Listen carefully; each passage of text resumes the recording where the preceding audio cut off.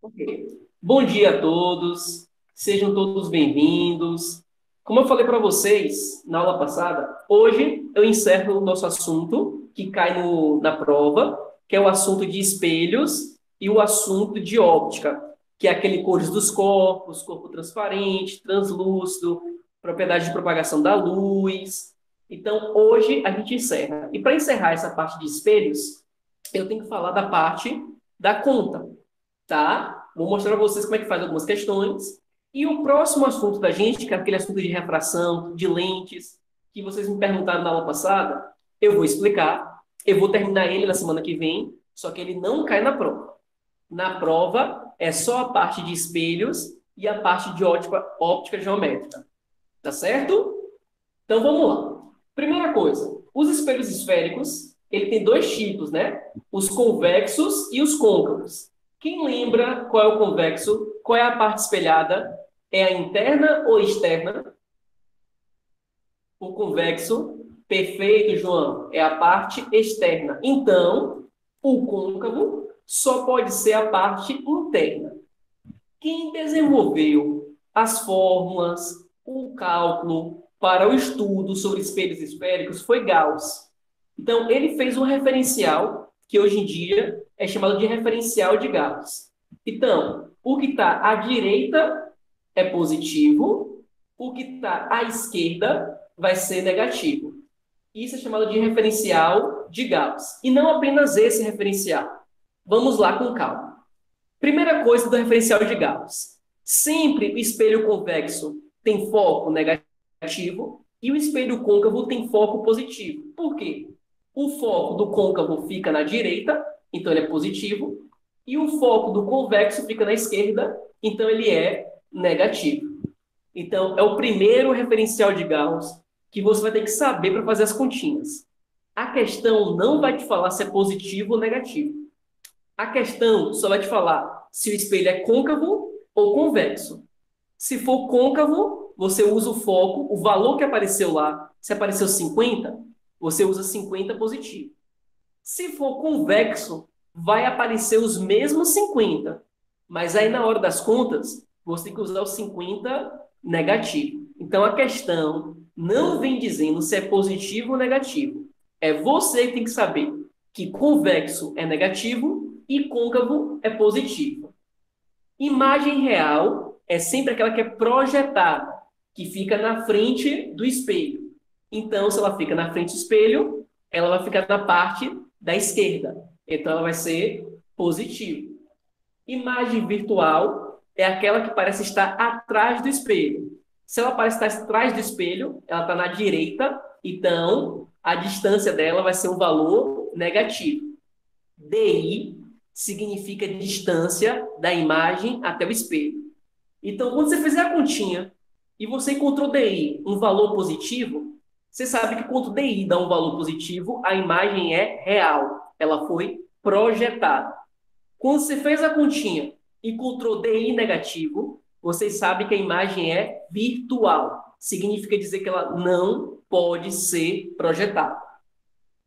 A imagem direita significa dizer que o objeto e a imagem têm o mesmo sentido. Tipo, o objeto está para cima e a imagem está para cima. Ou o objeto está para baixo e a imagem está para baixo. Então, imagem direita significa dizer que a altura da imagem, HI, significa altura da imagem. Significa dizer que a altura da imagem você vai encontrar um valor positivo. Portanto, imagem invertida, Beliz, me lembra aí o que é imagem invertida? É tipo, você botar o objeto para cima e no espelho ele aparecer de cabeça para baixo. Quando isso acontecer, nos cálculos, você vai encontrar o HI um valor negativo.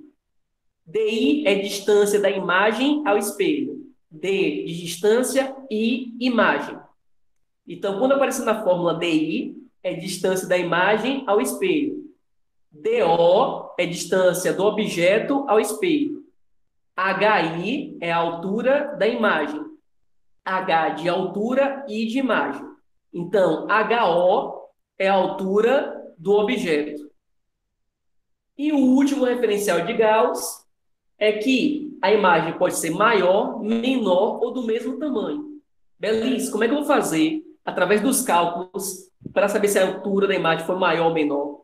Por exemplo, você fez o cálculo e encontrou HI 20 centímetros. E HO, que é a altura do objeto, é 15 centímetros. A imagem aí foi maior, menor ou do mesmo tamanho do objeto? E aí? Maior, menor ou do mesmo tamanho do objeto? HI foi 20, HO é 15. Repete a pergunta? Se eu fiz as contas e encontrei que HI foi 20 centímetros e HO foi 15 centímetros, a altura da imagem é maior, menor ou do mesmo tamanho do objeto? Maior, perfeito. E no caso aí, esse HI foi positivo ou negativo o HI? O HI foi positivo, né? Se eu perguntar, a imagem é direita ou invertida, vocês falariam o quê? Se eu perguntasse, a imagem direita ou invertida, vocês falariam o quê? Perfeito. Se você encontrasse o mesmo 20, só que negativo, a imagem continua sendo maior, porque 20, o número 20 é maior do que o número 15, então o tamanho da imagem continua sendo maior, só que esse menos na frente significa que a imagem está invertida, significa que a imagem está de cabeça para baixo. Estou sendo claro? Estou sendo claro? Beleza. Aqui, gente, como eu sempre faço, eu deduzo a fórmula para vocês. Só que dessa vez eu não vou deduzir a fórmula não, tá certo? Já vou botar a fórmula aqui pronta. Aqui tem todo o passo a passo da dedução. Ó, quem quiser saber como foi, é semelhança de triângulos, tá? É comparação de triângulos. Quando você faz a semelhança entre o triângulo formado pelo objeto e o triângulo formado pela imagem, você vai encontrar essa fórmula, que é a fórmula que a gente vai usar. Beleza? Me lembra aí o que é cada termo. F significa, ó, distância focal. P significa posição do objeto. Alguns livros trazem DO. Em vez de P, alguns livros trazem DO.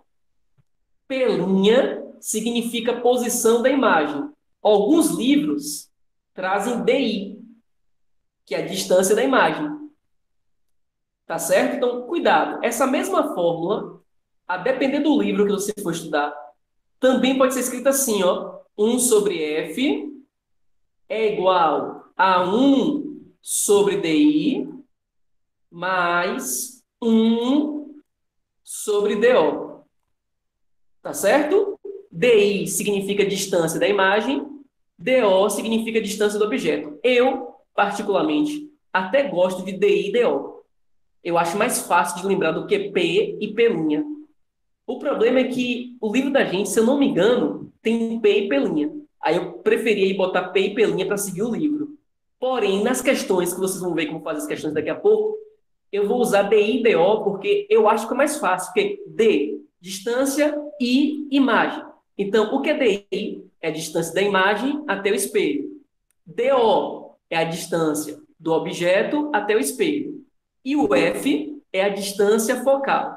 Belis, me lembra aí o que é distância focal? É aquela distância que fica no meio do caminho entre o vértice e o centro de curvatura. Então, o foco fica aqui no meio do caminho e essa distância do vértice até o foco é chamada de distância focal. Tudo bem? Tudo bem, pessoal? Eu sei que é difícil lembrar os termos, mas fica tranquilo que na hora das continhas, tudo vai fazer mais sentido, tá certo? Fica tranquilo que vai fazer mais sentido.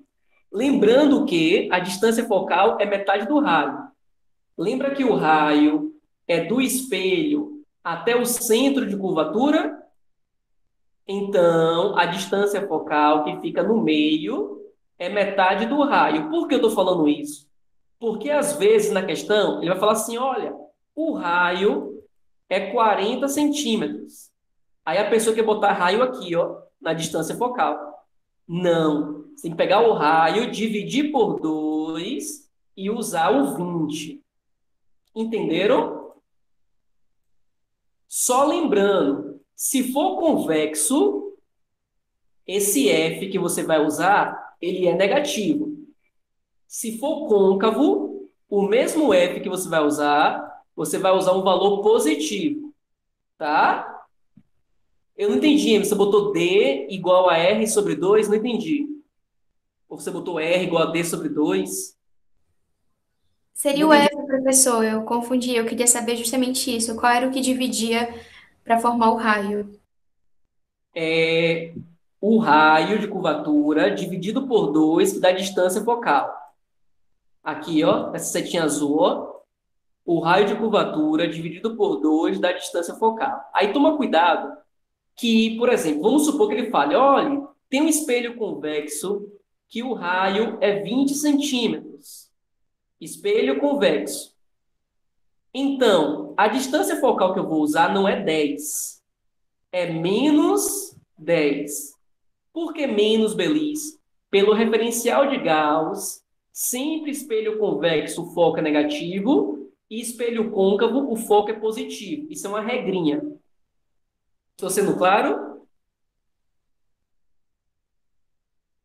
Sim. E a última fórmula que nós temos para espelhos esféricos, além da fórmula de Gauss, é a fórmula do aumento linear. Eu também botei aqui, gente, a dedução da fórmula, como eu sempre fiz para vocês durante o ano todo. Só que eu sei, eu sempre faço porque eu acho importante. Só que eu sei que vocês estão cansados e eu não vou mostrar aqui como é que se faz a fórmula. Mas, mais uma vez, é semelhança de triângulos, tá? Professor, o que é o aumento linear? O aumento linear é a fórmula que me diz o tanto que o objeto aumentou, o tanto que a imagem aumentou ou o tanto que a imagem diminuiu. Então, esse A, que significa aumento linear, se eu encontro, por exemplo, o aumento linear 5, significa dizer que a imagem é 5 vezes maior do que o objeto. Se eu encontro o aumento linear 2, significa dizer que a imagem é 2 vezes o tamanho do objeto. Se eu encontro o aumento linear 1, significa dizer que a imagem e o objeto têm o mesmo tamanho. Se eu encontro o aumento linear meio, o que significa dizer que o aumento linear foi meio, foi 1 dividido por 2? O que significaria eu encontrar um aumento linear 1 dividido por 2? Metade do tamanho perfeito, Raquel. Então, quando é um valor inteiro, acima de 1, é quantas vezes ela foi maior. Quando é 1, ela foi do mesmo tamanho. Quando um valor menor do que 1, significa quantas vezes a imagem é menor do que o objeto. Então, essa fórmula do aumento linear, ela também vem da semelhança de triângulos, também é uma fórmula através da semelhança de triângulos, e ela pode ser escrita de duas maneiras. Ela pode ser I sobre O, ou ela pode ser menos P' sobre P. Isso é como está no seu livro. Isso é como está no seu livro. Só que, lembra, eu não gosto de P e P', eu não gosto dessas letrinhas. Eu prefiro assim, ó.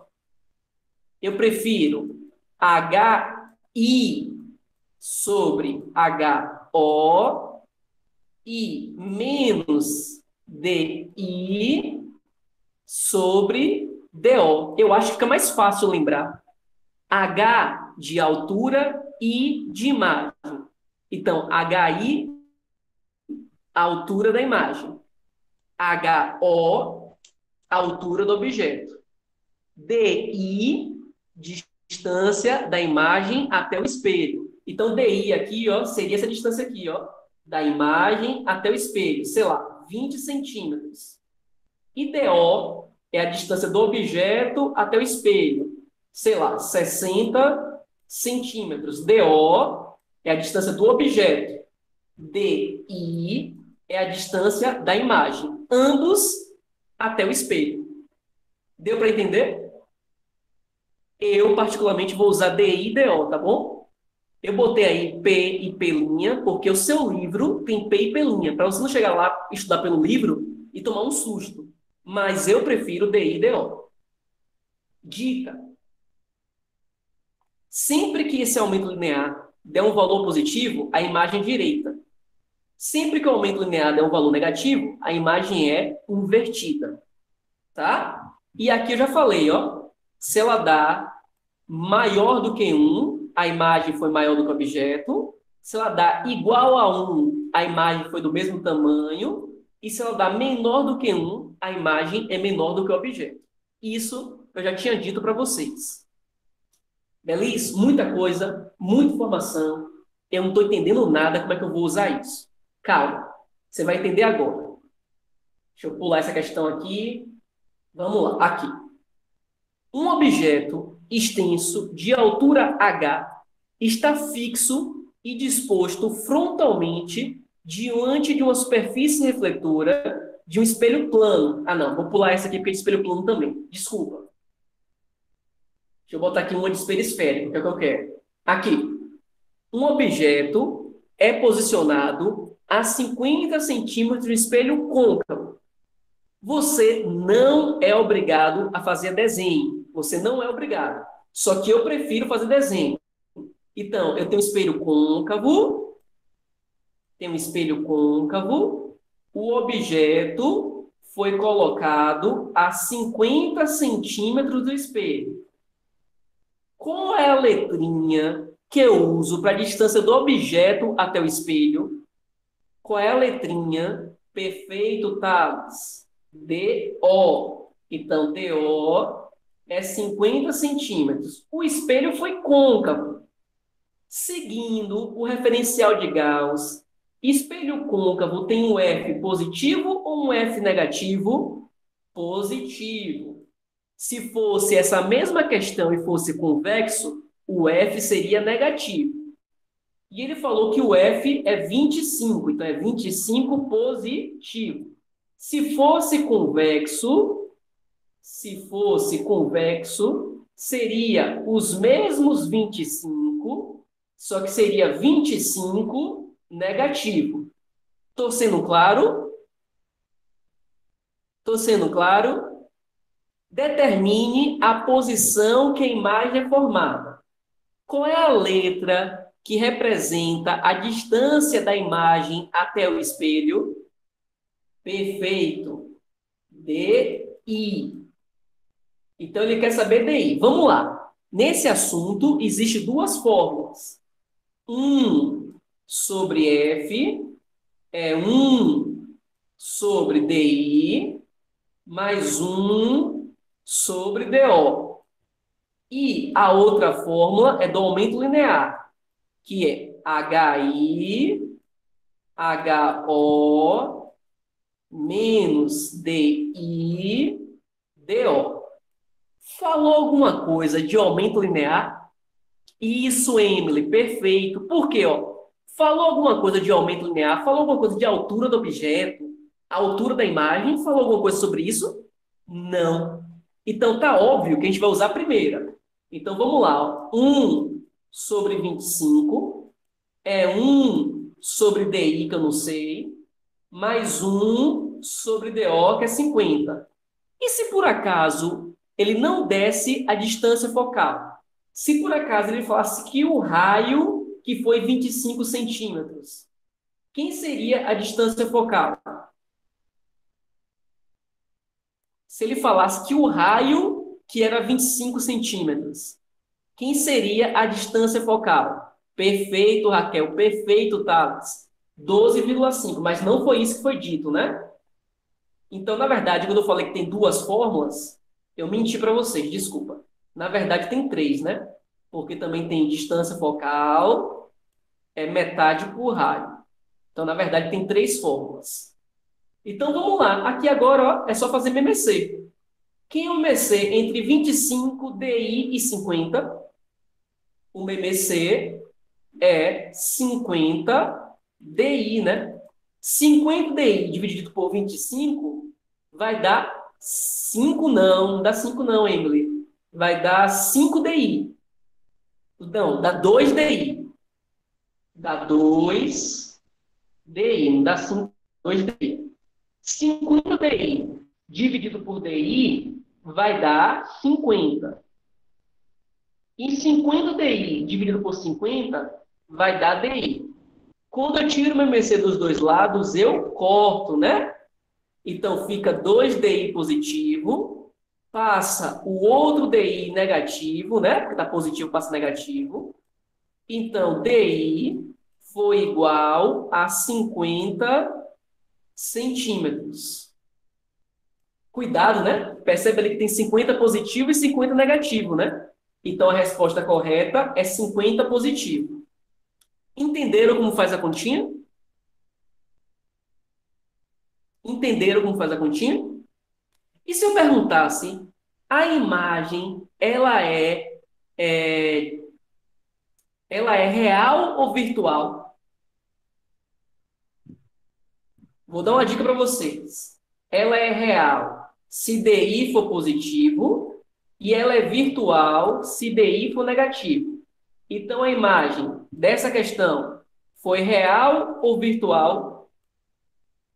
Significa dizer que ela pode ou não pode ser projetada? Pode. E lembra da dica que eu dei ontem? Toda imagem real, obrigatoriamente, ela é invertida. Então, se ele perguntasse, a imagem é direita ou invertida? Ela é invertida, porque toda imagem real é invertida e toda imagem virtual, ela é direita.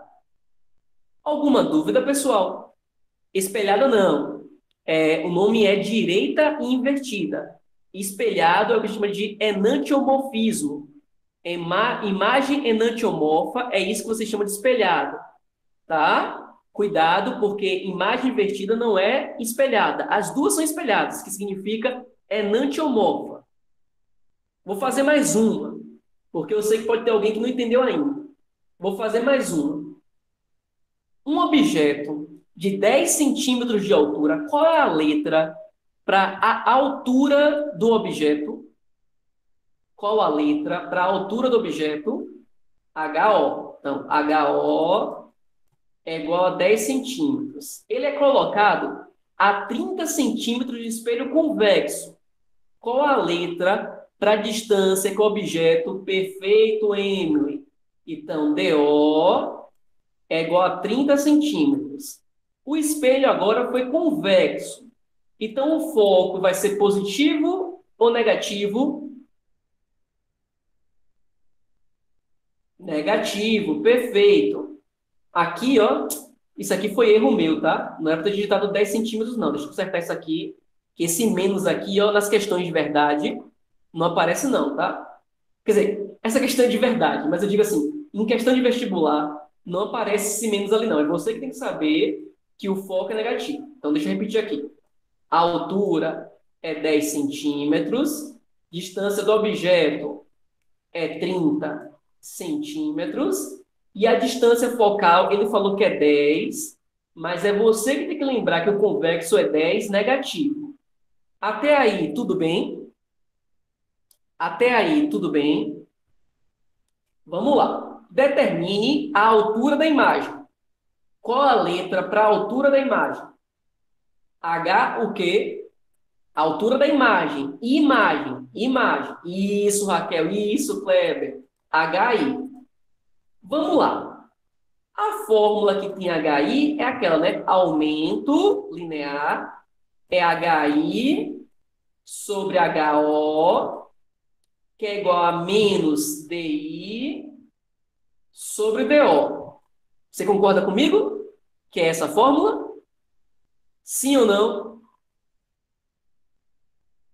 Vamos lá. Ele falou na questão quem era o aumento linear, quem era o A. Ele falou, o aumento linear foi tanto. Ele falou, não. Então, a gente não vai usar a parte que tem um aumento linear, porque lembra que uma fórmula, quando tem duas igualdades, a gente nunca usa tudo de vez? Lembra de TC sobre 5 é igual a TF menos 32 sobre 9, que é igual a TK menos 273 sobre 5, que a gente nunca usa de vez. Então, ó, a gente não vai usar o aumento linear. Isso, Emily, perfeito. O HI, tudo bem eu não ter. O HI, tudo bem. O HO, ele deu, é 10. O DO, ele deu, é 30. Só que Emily matou a charada. Ele não deu o DI. E agora, professor, ele não deu DI. Eu sinto e choro? É uma possibilidade, mas eu prefiro que você não sente e chore. Você faça 1 sobre F, é 1 sobre DI, mais 1 sobre DO. Então, o F é menos 10, cuidado agora que foi negativo, porque foi convexo. O DI você não tem, e o DO foi 30. Quem é o MMC entre menos 10, DI e 30? Quem é o MMC? E aí? Quem é o MMC entre menos 10, 30 e DI? 30 DI. Perfeito, Kleber. 30 DI. Quanto é 30 DI dividido por menos 10? Quanto é 30 DI dividido por menos 10? Quem é que sabe a resposta? 30 DI dividido por menos 10. Perfeito, Emily. Cuidado, Raquel, você esqueceu do DI. Menos 3 DI. Quanto é 30 DI dividido por DI? Essa tá fácil. Essa até eu sei. Dá 30. Essa eu não vou perguntar para vocês que eu tô com vergonha. Até eu sei. E quanto é 30 DI dividido por 30? DI, perfeito. O que a gente faz com 30 DI de baixo? Quando a gente tira MMC dos dois lados da equação, o que a gente faz com esse MMC aqui de baixo? Corta, né?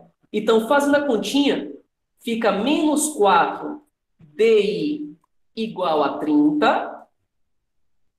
Fazendo a continha, fica DI igual a menos 7,5. Alguma dúvida porque DI deu menos 7,5?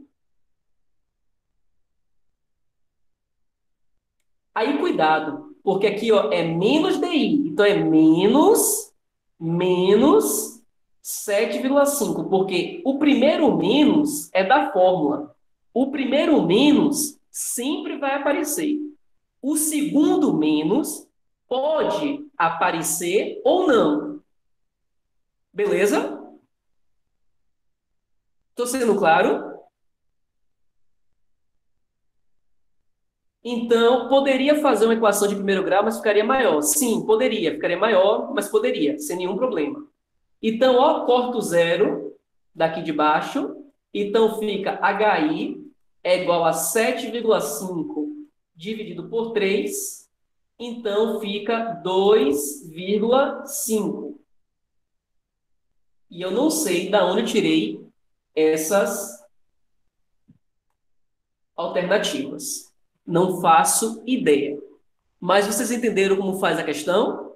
Esqueçam as alternativas. Desculpa pelas alternativas. Eu não faço ideia de onde eu tirei as alternativas. Mas a questão vocês entenderam? Vamos lá, vamos ver se vocês entenderam.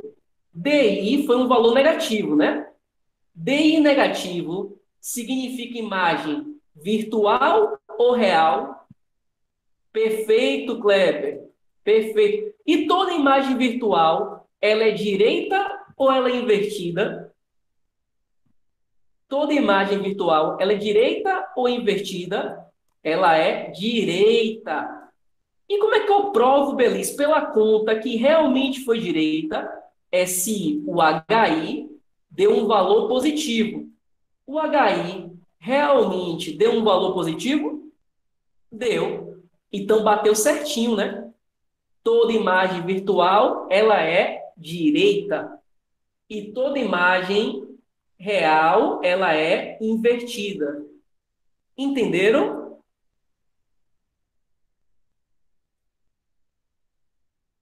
Eu sei que é chatinho lembrar dessas questões positivo e negativo. Convexo é negativo. Côncavo é positivo. Virtual é negativo. Direito é positivo. Tá? Eu sei que é chatinho lembrar essas coisas. Mas depois, com o tempo, fazendo as questões, vocês vão se acostumar. Tá certo? Alguma dúvida em como faz essas questões de espelhos esféricos? Não. Então, ó, gente, essas questões que eu não fiz, A1, A2, A3, A4, A5 eu fiz, A6 eu fiz, A7 e A8, você é para casa. Então, são 6 questões, né? Porque é de 1 a 8. Se é de 1 a 8, significa dizer que você tem que fazer 6. Faz uma de espelho plano? Faço. Então, bora lá. Vou fazer uma de espelho plano para vocês verem. O ângulo entre dois espelhos planos é 20 graus.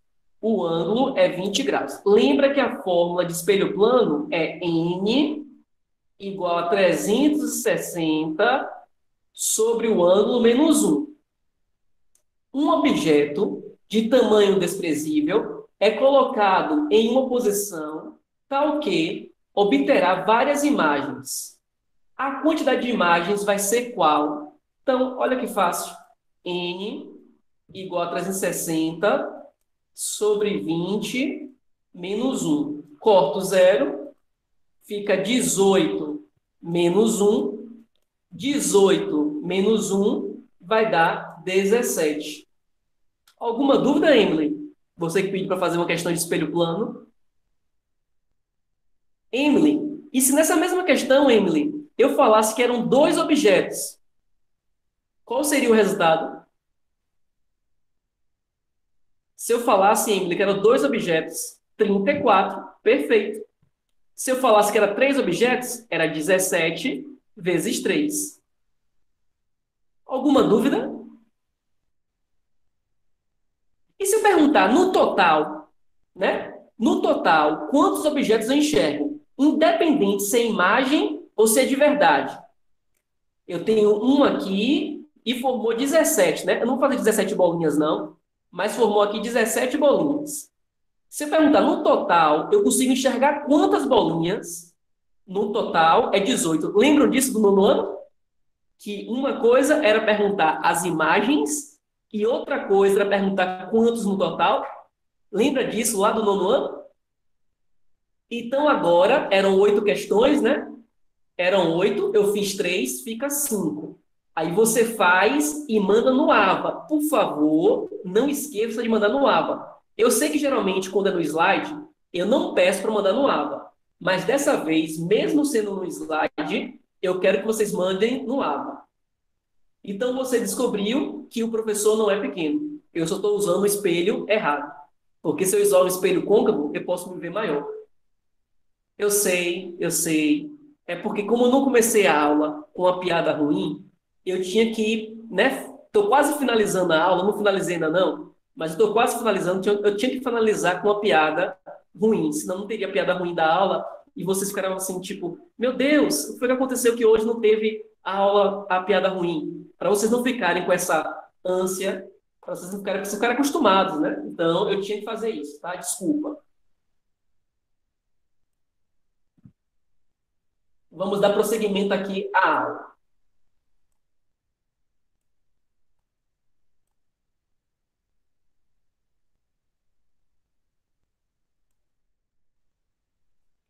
Essa parte de refração, como eu falei para vocês, eu vou explicar, mas ela não cai na avaliação. Por quê? Porque eu teria que terminar ela na semana que vem. Aí ficaria muito perto para entrar na avaliação. Então ela não entra na avaliação. Oi, Thales, fale.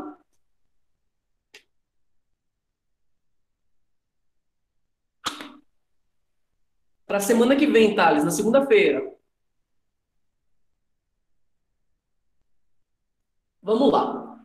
O Sol realmente está na posição que você enxerga? Hoje, eu não vou esperar vocês responderem não, eu vou adiantar. A resposta é não. Ele não está na posição que você enxerga. Ele está numa posição um pouco mais alta do que a posição que você enxerga. Por quê? Porque existe um efeito chamado de refração. Quando a luz passa de um meio para um outro meio, ela muda a sua velocidade. E às vezes, além de mudar a velocidade, ela também muda a sua direção. Então, esse fenômeno que acontece quando a luz passa de um meio para um outro meio, significa refração. Caiu, porque lembra, Kleber, que eu expliquei todos os fenômenos de maneira geral, e depois eu ia especificar cada fenômeno para o som e para a luz? Eu falei de geral, de todos os fenômenos, e aí depois eu fui falando de cada fenômeno para o som, que a gente viu efeito Doppler para o som, depois a gente viu efeito Doppler para a luz. A gente viu a reflexão do som, que é o eco, depois a gente viu a reflexão da luz, que são as cores dos corpos. Lembra que eu falei no geral dos fenômenos ondulatórios, e depois eu falei específico de cada um? Então, Professor, oi. isso explica o ditado que diz, ditado não, é mais um fato, mas vou supor como se fosse um ditado, que a gente não vê nenhuma luz solar, a gente vê o reflexo de uma luz solar. Não sei. Reflexo não, porque não está batendo em nada para voltar para você. Está vindo diretamente para você. O que aconteceu foi só um desvio do caminho. Então não chega a ser um reflexo, porque reflexo seria assim, por exemplo, a luz está vindo aqui para frente, aí bateu nesse espelho e veio para baixo. Aí sim teve um reflexo. Então isso aí não é um reflexo. Isso aí é o fenômeno da refração. Não chega a ser reflexão. Tudo bem? Entendi. Então, no caso, a frase, ela é errada, como mais uma frase que a gente usa errado e a É. física diz que não é exatamente assim, pessoal. É verdade. E um curioso, por exemplo, se for meio-dia, o Sol você vê meio-dia, ele exatamente na posição que ele está. Porque se for meio-dia, o raio solar incide perpendicularmente na Terra. E aí lembra que a refração perpendicular não sofre desvio, né? Lembra lá quando tiver refração? Quando é perpendicular não sofre meio-dia, não sofre desvio. Então, ao meio-dia, você realmente enxergaria o Sol na posição que ele está. Mas antes do meio-dia e depois do meio-dia, não. Então, o fenômeno que nós vamos estudar hoje, que é o último fenômeno, é o fenômeno da refração. Ele explica, por exemplo, as miragens. As miragens é explicado pelo fenômeno da refração e não reflexão. As pessoas pensam que miragem é reflexão, e não é. Porque não tem espelho ali para estar sendo refletido. Não tem uma lâmina de água ali para estar sendo refletida. Isso aqui não é água não, viu, gente? Isso aqui só é areia bem quente. Aí a gente vai estudar hoje e a gente vai entender por que a areia bem quente provoca esse fenômeno da miragem. Então vamos lembrar primeiro do que é refração? Porque tem um tempinho que vocês viram e eu sei que de repente vocês não lembram. Refração é quando a luz passa de um meio para um outro meio, transparente e homogêneo. E isso, Kleber, tem um slide, Kleber, que eu vou falar sobre isso daqui a pouquinho. Então, quando a luz passa, por exemplo, do ar para a água, da água para o ar, da água para o vidro, do vidro para o ar, isso é um fenômeno de refração. A refração consiste na mudança de meio, que, consequentemente, tem mudança de velocidade. Então, a refração, ela tem mudança de velocidade. Porém, não tem mudança de frequência. Lembra que quem dá a cor para a luz é a frequência? Então, na refração, a frequência antes e a frequência depois não muda, a frequência é constante. Então, perceba que a luz do laser no ar e a luz do laser dentro da água, ela não modificou. Se modificasse a cor, significaria dizer que modificou a frequência. Então, refração, ela muda a velocidade e, consequentemente, o comprimento de onda. Mas ela não muda a frequência. Por quê? Porque ela não muda a cor. A frequência é constante. Isso eu já tinha dito em aulas anteriores. Eu só estou reforçando. Tudo bem até aí? Na refração, é muito importante a gente calcular uma coisa chamada de índice de refração, que é essa letrinha N. Essa letrinha N, o nome dele é índice de refração absoluto, ou simplesmente índice de refração. Professor, o que é o índice de refração? É quantas vezes a velocidade da luz é menor do que a velocidade da luz no vácuo. Tipo, se eu calculo o índice de refração para a água e deu 1,4, significa dizer que na água a luz é 1,4 vezes menor a sua velocidade do que no vácuo. Porque no vácuo é a velocidade da luz máxima. Qualquer outro meio que não seja o vácuo, a luz diminui a sua velocidade. Então, eu vou repetir. O índice de refração é um númerozinho que me diz... É como se fosse uma resistência. É como se fosse uma resistência. Esse índice de refração... Ah, sim, eu entendi, Kleber, que você falou que não tem resistência no vácuo. Isso mesmo, Kleber. No vácuo não tem matéria. Então, a luz no vácuo, ela pode se movimentar com sua velocidade máxima. Tá? Que é 3 vezes 10 à oitava. Que é a máxima velocidade da luz, né?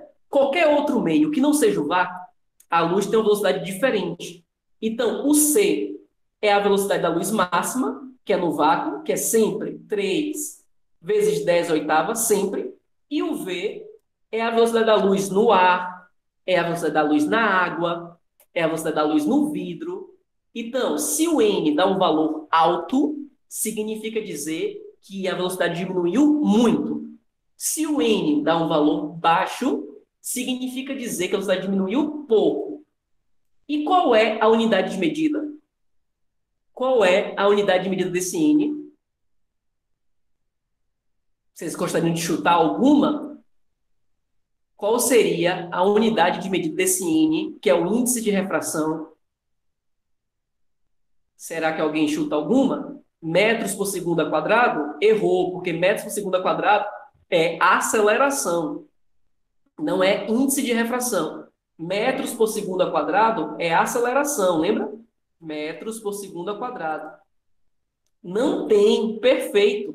Porque é metros por segundo em cima e é metros por segundo embaixo. Aí corta o M com M, o S com S.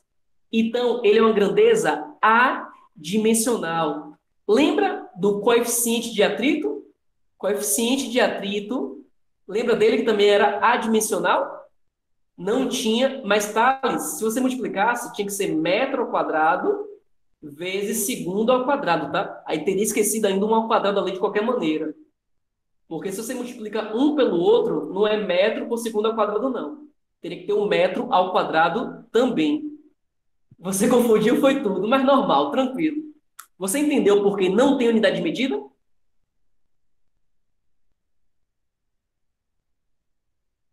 Lembra ó, que o coeficiente de atrito também não tem unidade de medida, né? São grandezas chamadas de adimensionais.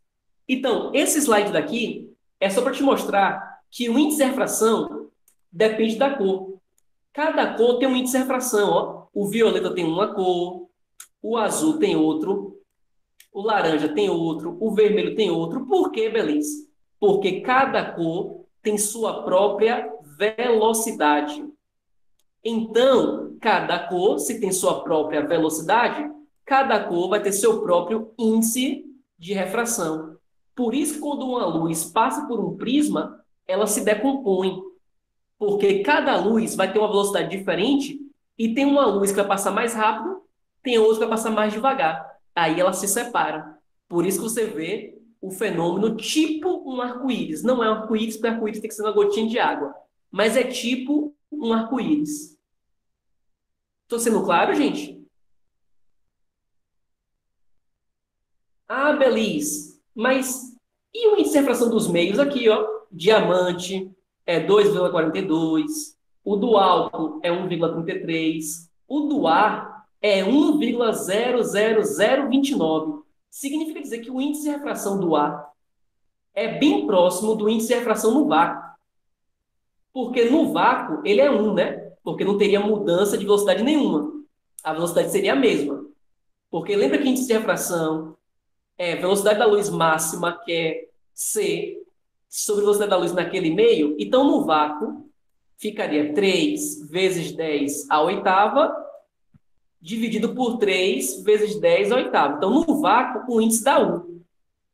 Então, por que no ar também dá quase 1? Porque o ar quase que não dificulta em nada para a luz percorrer.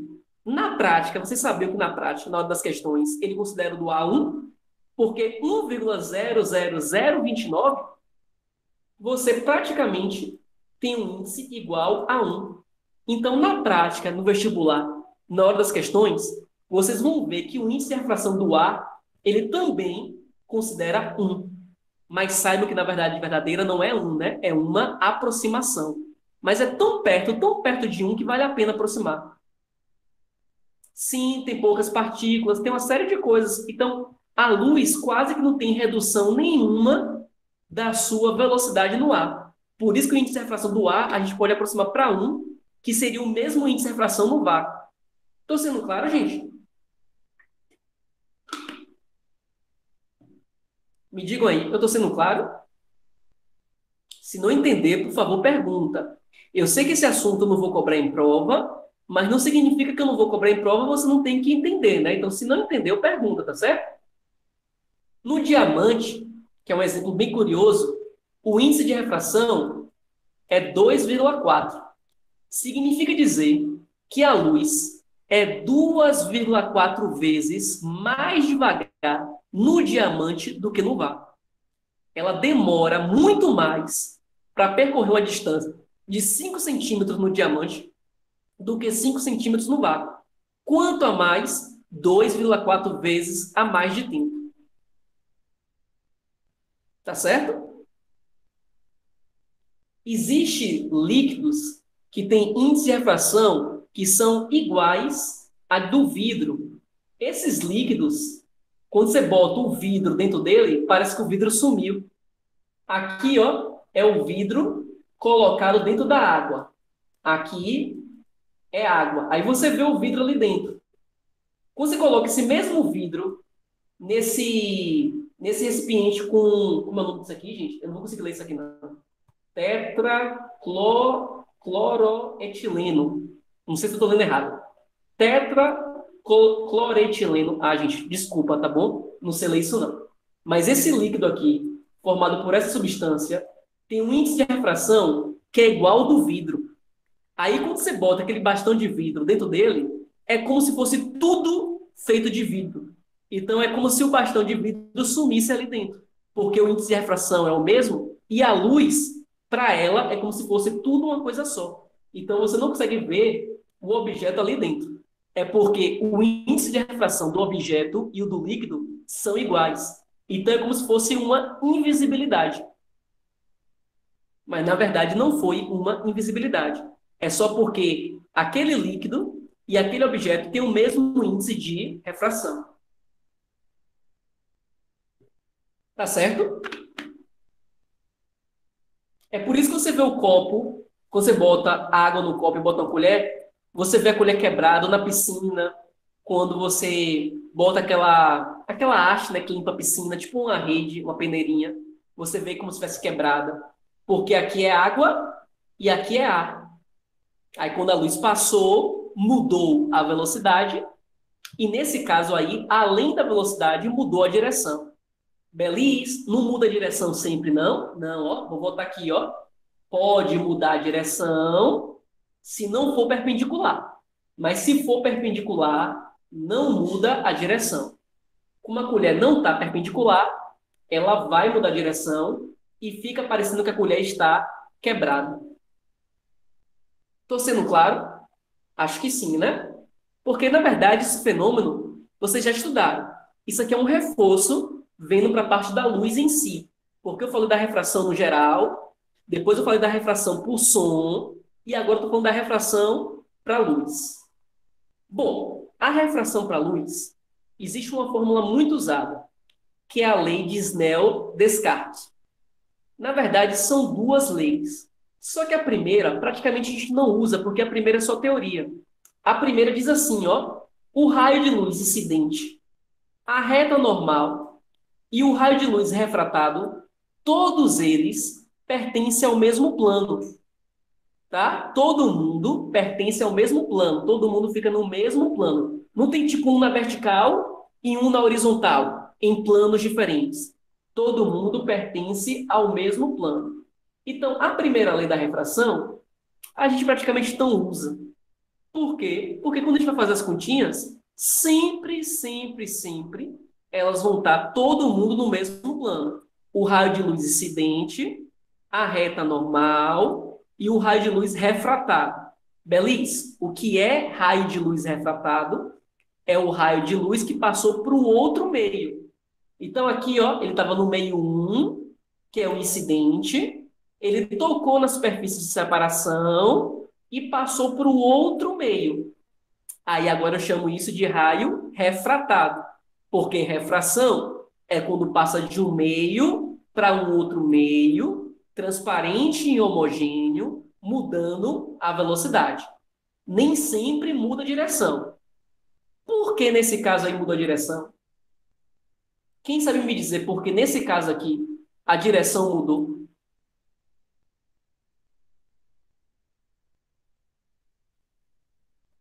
Quem lembra que eu falei na estante? Porque não formou 90 graus. Porque o índice é diferente? Não, Kleber. Porque, Kleber, se fosse perpendicular, Kleber, mesmo com índice diferente, se fosse perpendicular, não muda a direção. Ó, vou botar aqui no slide. Aqui eu tenho, ó, a e aqui eu tenho água. São índices diferentes, ó, e não mudou a direção. Muda a direção porque não foi perpendicular. Sempre que é perpendicular, passa reto e não muda a direção. Tá certo? E a segunda lei, que é a que a gente vai efetivamente usar, é a lei de Snell-Descartes. E ela diz o seguinte: o índice de refração do primeiro meio vezes o seno do ângulo no primeiro meio vai ser igual o índice de refração do segundo meio vezes o seno do ângulo formado no segundo meio. Toma cuidado. Índice de refração é fácil. Aqui, por exemplo, é o ar e aqui é a água. É só você pegar o índice de refração do ar, que ele vai dar na questão, e o da água. É mais fácil usar do que a lei dos cossenos. Com certeza, Kleber, bem mais fácil. Só toma cuidado, Kleber, porque às vezes tem uma pegadinha muito comum.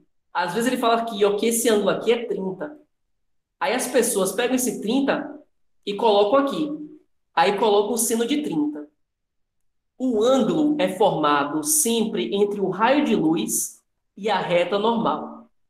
O ângulo é formado sempre pelo raio de luz e a reta normal. Então, o ângulo, se aqui embaixo for 30, Emily matou a charada.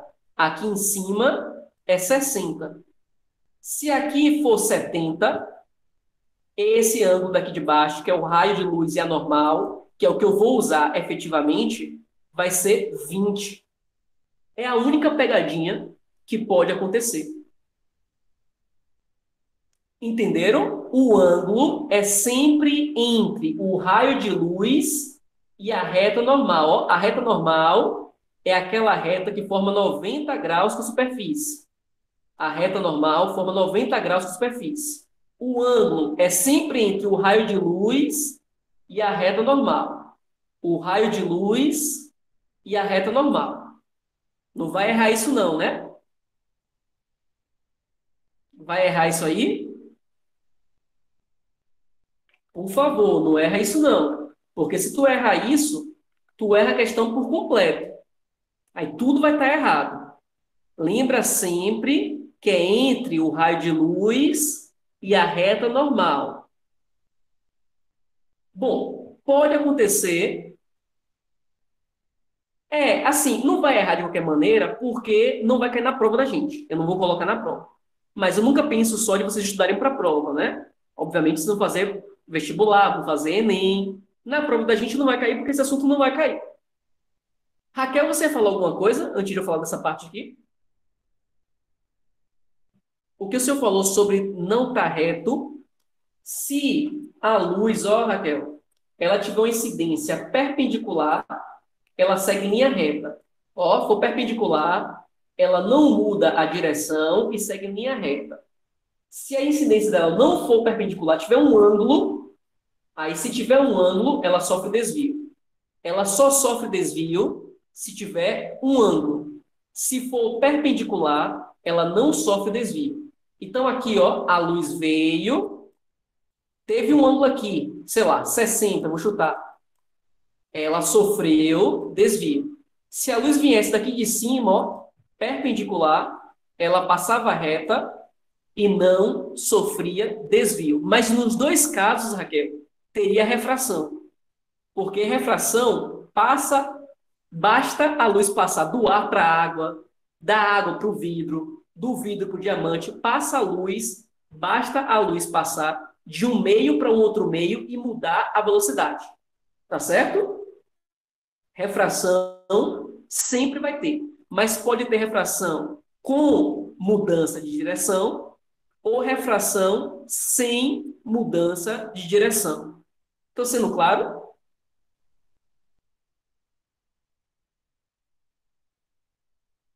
Estou. Então, continuando. Pode acontecer duas situações. A luz pode passar do meio menos refringente para o meio mais refringente. Belis, da onde tu tirou essa palavra refringente? Refringente ou refringência é o N. Se o N de um meio 1 é maior do que o meio 2, a gente fala que o meio 1 é mais refringente do que o meio 2. Quase refrigerante, né, Emily? Quase refrigerante, mas é refringente ou refrigência. Então, por exemplo, o diamante. O índice de refração do diamante é 2,4. Gente, óbvio que você não precisa decorar esses valores, não, tá? O índice de refração da água é 1,4. E o do ar, você aproxima para 1. Qual desses três meios é o mais refringente? Qual desses três meios é o mais refringente?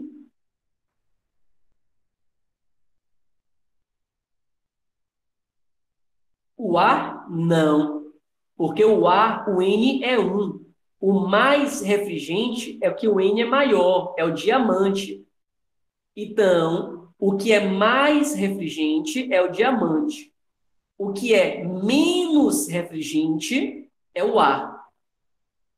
Estou sendo claro?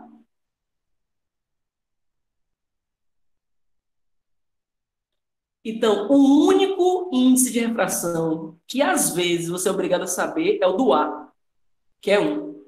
Às vezes, as questões podem ser chatinhas e não darem um índice de refração do ar. Aí você tem que lembrar que é 1. É o único que não dá. Então, o que acontece quando a luz passa de um meio menos refringente para um meio mais refringente? O que acontece é que quando a luz chega e passa, por exemplo, do ar, que é 1, para a água, que é 1,4, ela se aproxima da normal. O desvio dela é para dentro. Sempre que a luz passa de um meio menos para um meio mais refringente, ela se aproxima da normal. O raio de luz, ele fica mais perto daquela linha tracejada, que é a normal. Beliz, e se for o contrário? Se for do meio mais refringente para o meio menos refringente, agora do mais para o menos. Obviamente, tem que ser o contrário, né? Se for agora do mais para o menos, ao invés de se aproximar da normal, ele se afasta da normal. Tá claro o que eu tô falando?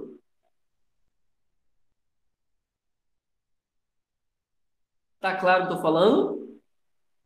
Então, quando a luz passa de um meio, ó, vou botar o slide aqui, que essa parte é bem importante.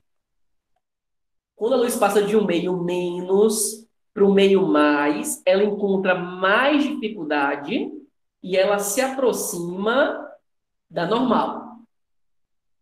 Do meio menos para o meio mais, ela se aproxima da normal. Do meio mais para o meio menos, ela agora se afasta da normal. Tudo bem? Tá claro isso?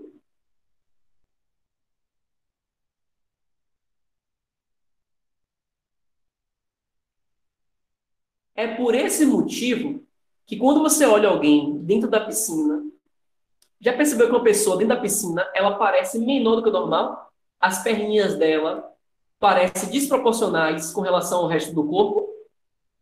Já repararam isso? Não sei se já repararam que uma pessoa dentro da piscina, as pernas dela ficam desproporcionais com o tamanho do corpo?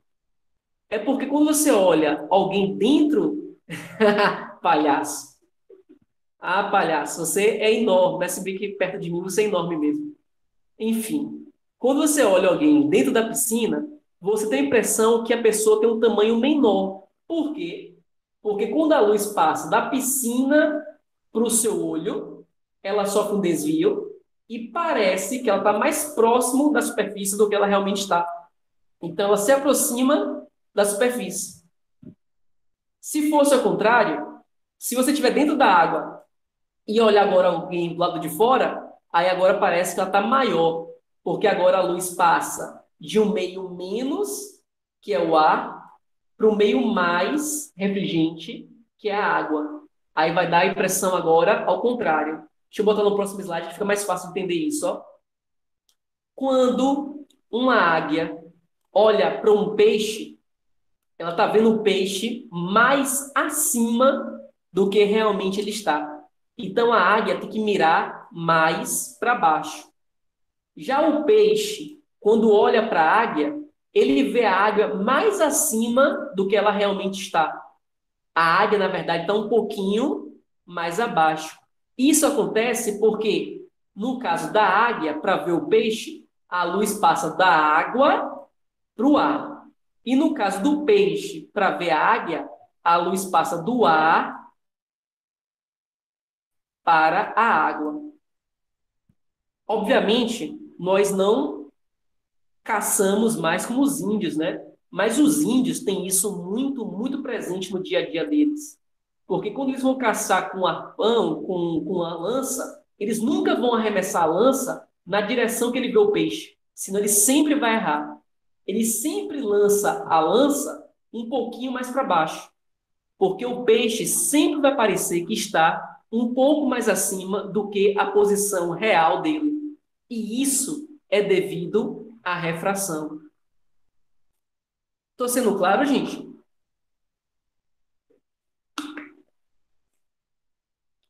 Vou repetir. Quando você está do lado de fora e olha para dentro da piscina, você vê os corpos um pouco mais acima. Se você vê os corpos um pouco mais acima, dá a impressão que sua perna ficou mais curta, porque ela está um pouco mais acima do que realmente ela está. Se você está dentro da água e olha para fora, você agora vê ela mais distante. Tá certo? Isso é devido à refração. E o nome desse efeito é o chamado dioptro plano, ou dioptro plano. É quando você tem como é que eu falo? Substâncias não, mas dois meios que têm índices de refrações diferentes e eles não têm muita turbulência entre um e o outro. Então dá para você ver bem de um para o outro ou do outro para o um. A fórmula do dioptro plano, para você saber o tanto que encurtou ou o tanto que ficou mais alto, também é por semelhança de triângulo. Eu não vou fazer a dedução, mas a fórmula é essa aqui, ó. X sobre x', N sobre N'. Beleza. O que é X? O que é x'? O que é N? O que é N'? Vamos dar um exemplo na prática? Eu tenho aqui um peixinho. Professor, uma dúvida. O que acontece quando a gente está dentro da água, porém com os snorks, que são aqueles óculos de mergulho? Boa pergunta, Emily. Aí, no caso, vai ter duas refrações. Vai ter o do óculos, porque o seu olho dentro do óculos vai estar no ar. Aí vai ter o do ar para a água e depois tem da água para o ar. Então, você ainda vai ter o mesmo fenômeno de você dentro da piscina, olhar para o lado de fora, você ainda vai enxergar a pessoa mais distante do que ela realmente está. Tá certo? Tá certo. Aqui, ó, vamos supor esse peixinho. Aqui eu tenho o ar, aqui eu tenho a água. você não é obrigado a saber, mas o índice de refração da água é 1,4. O do ar, você meio que é obrigado a saber, porque a questão às vezes não dá. O do ar é 1. Aí vamos supor que eu estou aqui, ó. Eu, Felipe, estou aqui. E quero caçar esse peixe jogando um arpão. A altura que eu vejo o peixe. Vixe, eu botei esse 1,4 ali, eu vou ter que apagar, deixa eu botar aqui. 1,4. A altura que eu vejo o peixe não é a altura real. Eu vejo o peixe um pouquinho mais acima, devido ao fenômeno de refração. Então, vou ver o peixe um pouquinho mais acima. Vamos supor que eu vejo o peixe aqui, ó, a 28 centímetros da água. Aonde eu tenho que jogar o arpão? Aí eu faço, ó, x sobre x' é igual a n sobre n'. Vamos lá. Beleza. O que é x? X é a posição real. Onde é que o peixe realmente está? Eu não sei. X' é a posição aparente, aonde o peixe aparenta estar. Ele aparenta estar a 28 centímetros da superfície da água. N é o índice da onde o objeto está. O objeto que eu quero enxergar é o peixe. E o peixe está na água. Então, esse N é o da água, que é 1,4. E o N' é onde quem vai observar está. Eu, que estou observando, estou aonde? Eu estou no ar. Cruz credo, então fica 28 vezes 1,4. De cabeça, óbvio que eu não sei, deixa eu fazer aqui na calculadora. 28 vezes 1,4 deu 39,2. Então, o peixe, ele está realmente a 39,2 centímetros da água e não a 28 centímetros. Olha a diferença. A diferença são mais de 11 centímetros. Então, se o índio jogasse aonde ele vê o peixe, ele sempre ia errar, porque o peixe não está ali, ó. Aí o arpão, a lança, ia passar direto. Então, o índio tem que jogar a lança mais para baixo. Entenderam?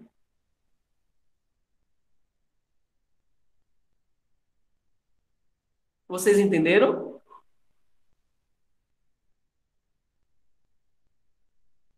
Pronto. Eu sei que ainda faltam 8 minutos para acabar a aula, mas o próximo, a continuação do assunto de refração, ele é muito grande. Eu não vou começar hoje e eu tenho aula de segunda e terça da semana que vem. Então, estou tranquilo de novo.